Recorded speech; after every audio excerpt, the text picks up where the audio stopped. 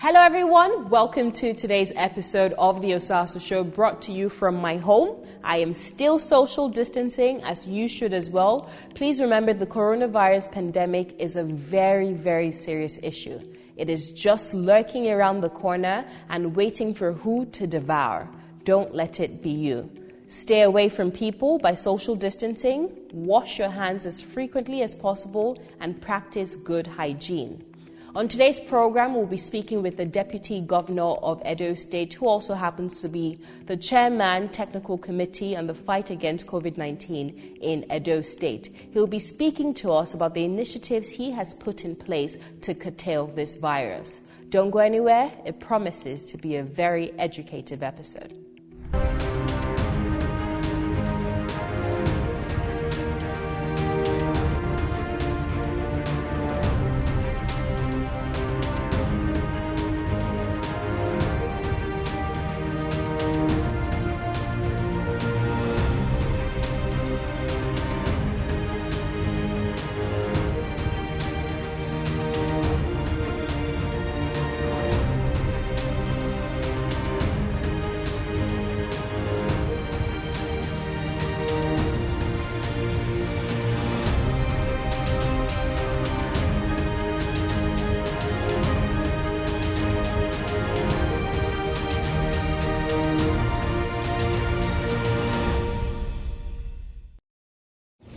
Your Excellency, the Deputy Governor of Edo State, Honorable Philip Shaibu, welcome to today's program. Thank you very much. Good morning. Good morning. Your Excellency, the coronavirus has been contained to a reasonable degree in Edo State. Yet, I noticed that the governor never really fully locked down the state. What do you attribute to the setting level of success you've been able to ascertain in the state? Yeah. We are in Edo State. We are lucky. We have a governor that is business-oriented, and he has spent his 32 years of his life in business and finance management. And so, for us in Edo, we look at the cost implications and also look at the issue of the health as a result to mortality rate and what the danger in it. We are very lucky that we have a system in place even before the COVID-19 pandemic, an incident case came to the country. We have been battling with Lassa fever in Edo State. We took advantage of our previous training on how to manage Lassa fever. And we have to retrain our staffs and check first. While other states are locking down, other countries are talking about lockdown, we look at the implication of lockdown, knowing fully well that Nigeria does not have a social system where you can collate all the names of those vulnerable people in the society. So we look at our own state and its peculiar nature. We check how many of our people are self-employed. And from this data that we collected, we also check how many of them depend on daily livelihood. And looking at data, we discover that about 35% of these persons, when we do a general lockdown, there will be crisis. And we also need to cut the chain of the pandemic. So what we did was to strengthen the contact tracing team. We increased this number, trained them, and retrain all those other teams that we already have in place for contact tracing of Lassa fever, and decided to invest in testing. We discovered that we needed to test more to understand the trend of the spread. We also needed to increase our contact tracing team, and also decided that face masks was desirable and compulsory to also cut the chain, because we discovered that you can move around to the extent that you can follow the protocol, wearing your mask, washing your hands regularly, and also making sure you keep distance. Social distance is not just about 2 meters, 3 meters. Social distance has to also do with your attitude to life. If you must leave your home, it must be extremely important. That means social distance, you should also remain at home if it is not necessary for you to go out. Thus far, Your Excellency, seems to have worked for the people of Edo State. You've been able to contain the spread of the coronavirus despite the number of deaths recorded till date. It's been able to contain given the population of the Edo State. However, Your Excellency, I want to know what is the number of tests that have actually been carried out? So far, the total number of screening first, we start from screening. The total number of screening we've done till today, we've done over 9,865 screening. And but our target is 500,000 screening. We intend to screen a whole lot of minimum of 500,000 Edolites with the mandate to be able to test minimum of 5,000 of these persons. In doing this, we're also working towards rapid testing, which we have to get the approval of NCDC, because we also realize that the number of testing we can do in a day is about 150, even with the new facility that we are having. So we decided that, okay, if we must do more, we needed to check the use of the rapid testing, which we as a state cannot confirm. We have to also get the NCDC to approval to do that. And we constituted a team. We started with Oredo, where the pandemic is high, Oredo, Ikoboha, and Obia Northeast. We started with those 3 local governments last Monday, and we have 10 screening centers in Oredo. We have 11 screening centers in Obia Northeast, and we have 10 screening centers in Ikoboha, and out of which we got about 12 confirmed cases already within that space of time. So it's giving us an idea on the number of cases that are already in the communities and the areas where this virus is. And it's also helping us to redesign the management of both economy and the spread of the disease. Yes, but so I want to know specifically the amount of, sorry to interject, Your Excellency, I want to know specifically the amount of tests that have been carried out. So you said there have been over 9,000 screenings initially, but with your rapid center now, you've been able to do up to 18,000. But how many tests have been carried out to check for this novel coronavirus? Yeah, the total number of tests we've done cumulatively is about 234 tests. So, Your Excellency, on Sunday, April 19th, His Excellency Godwin Obaseki had stated that Edo had spent over ₦1 billion in the fight against coronavirus. Can you give me a breakdown of this expense, given the fact that you're the chairman of Edo State COVID-19 Response Technical Committee? Yeah, the over $1 billion that is becoming a controversy is crazy because, for instance, we have 2 new isolation centers that is built. We have a 30-bedded new isolation center in Stella Obasanjo. We have 12-bedded isolation center in Auchi, 12 female and 12 male, making a total of 24. And we have the entire Stella Obasanjo hospital now that is used to be a 168-bedded facility being converted as we speak to a 400-bedded facility, which will be also an holding center and an isolation center. And beyond that, equipment, ventilators presently has become the hottest cake in terms of medical equipment in the entire country, beyond BPEs. We procured recently, within this period, a total of 32 ventilators. And when you quantify the amount of the cost of a ventilator, an average of say 8 million, you know the cost of that.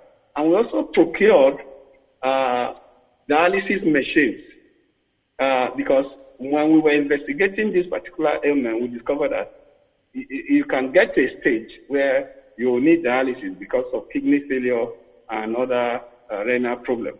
So we also procured 6 dialysis machines for the new facility. We also procured 2 new mobile X-ray machines also for this new facility. So when you check from the angle of this equipment alone, you have over 600 million when you check the total cost of that alone.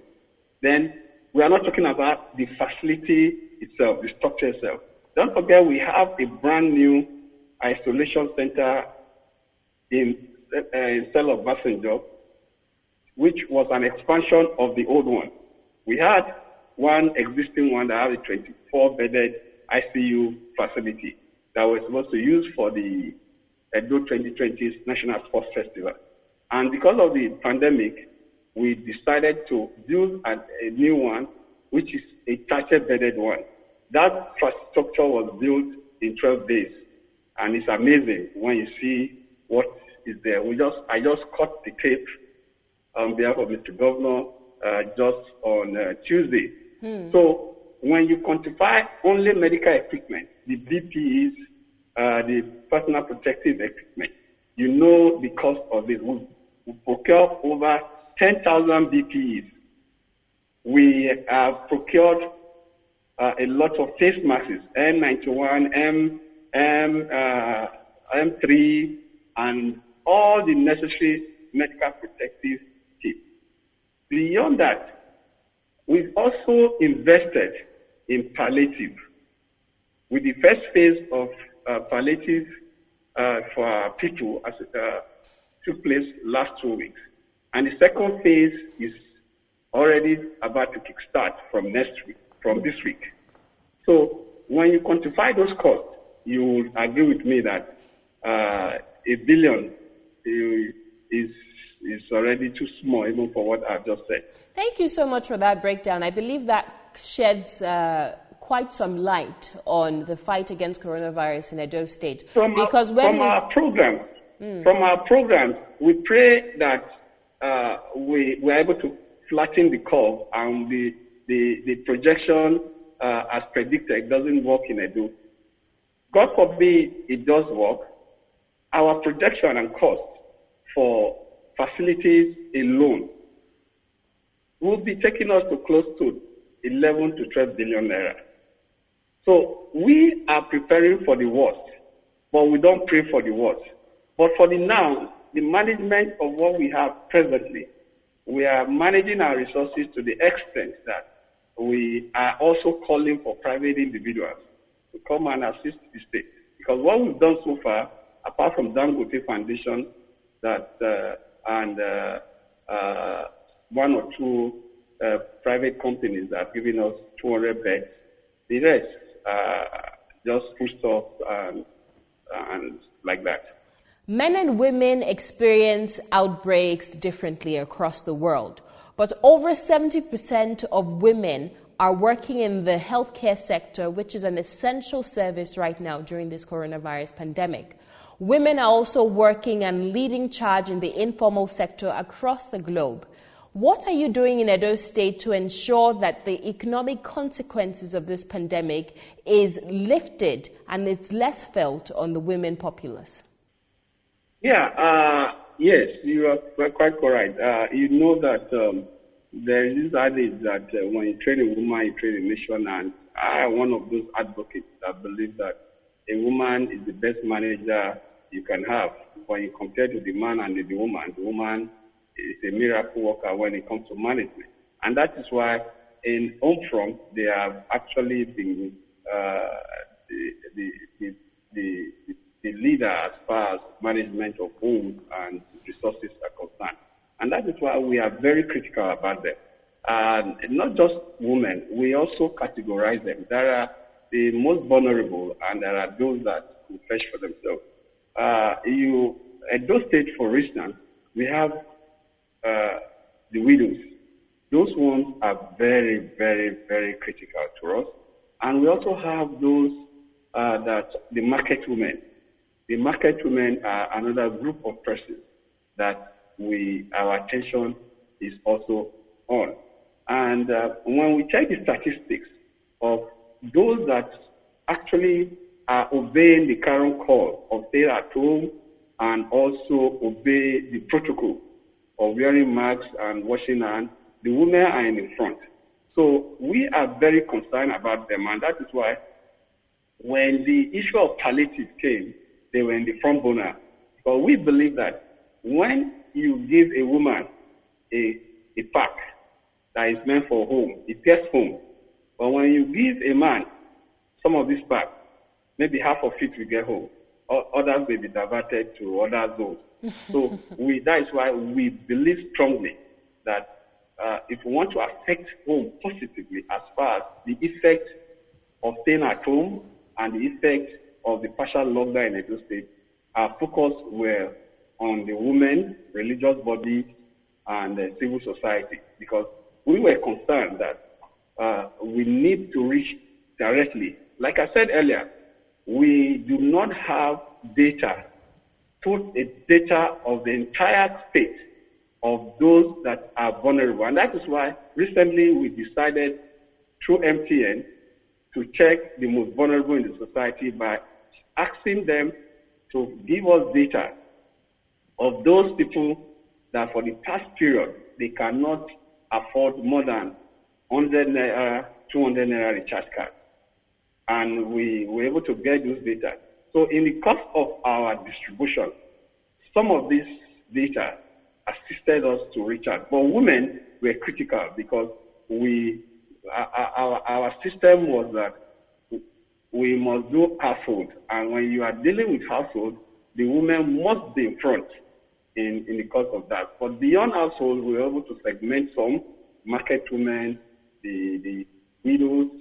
We were able to get their data to be able to reach them directly. Perhaps a more holistic way of collating data would be through the use of BVN. But aside that, to reiterate a specific point I was trying to drive home is that women constitute the majority of the informal economy, those who participate in the informal economy. Are there interventions in place in Edo State that would help women during and post the COVID-19 pandemic to be able to sustain their micro, small to medium scale enterprises?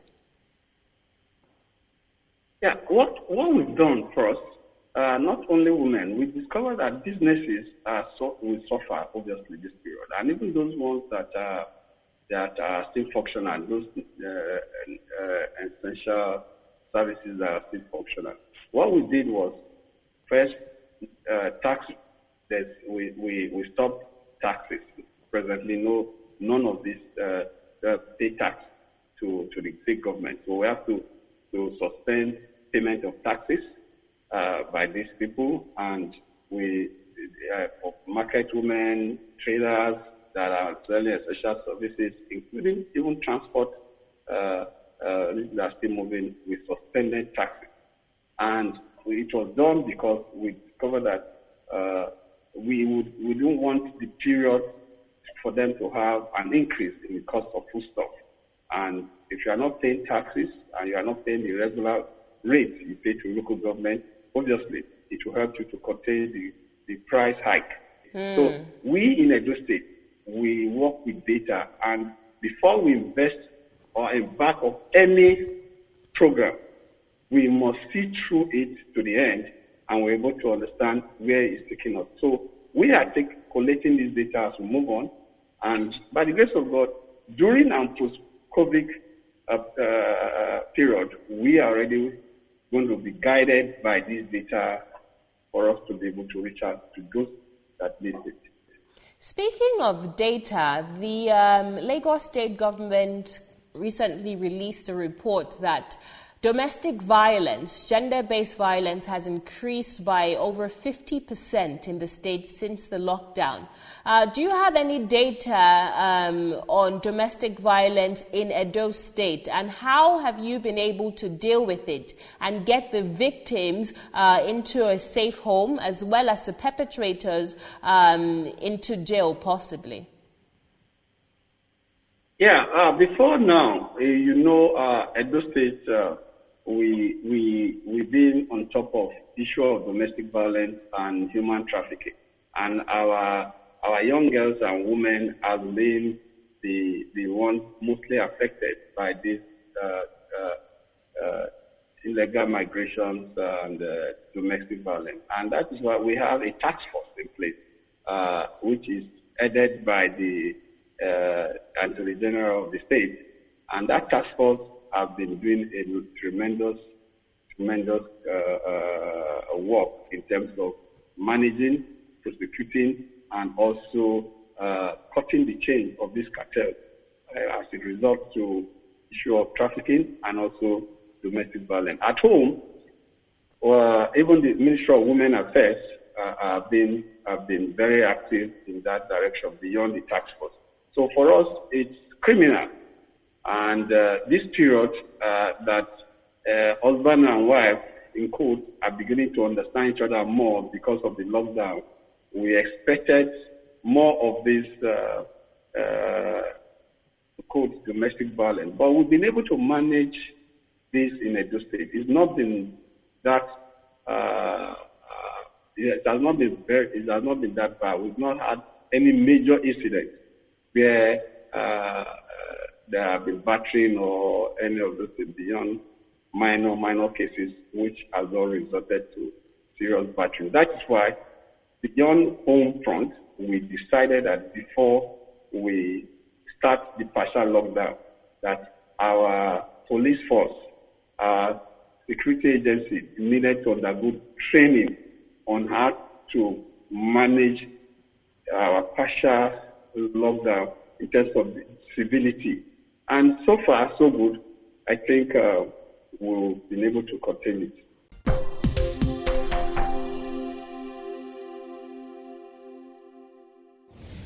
That's it for this segment of the interview. Next week, we'll be delving into Edo politics, as well as the plans for the future of the National Sports Festival. Follow us on social media at The Osasu Show, at TOS TV Network, at The Osasu Show Foundation, and at Osasu Igbinedion on Instagram, Facebook, and Twitter. Read news on current affairs and sustainable development across Africa on our website, www.tostvnetwork.com. You can also download our app from the Apple Store and the Google Play Store. I'll see you same time, same place in my home next week. And until then, take very good care of yourself. God bless you. TOS TV Network mobile app is now available. You can now catch up on our breaking news, stream our programs live, watch out for the latest update on sports and politics as they unfold. You can also get notifications for our upcoming programs and events. All these on our TOS TV Network mobile app, available on Apple Store and Google Play Store. TOS TV News from Africa by Africans.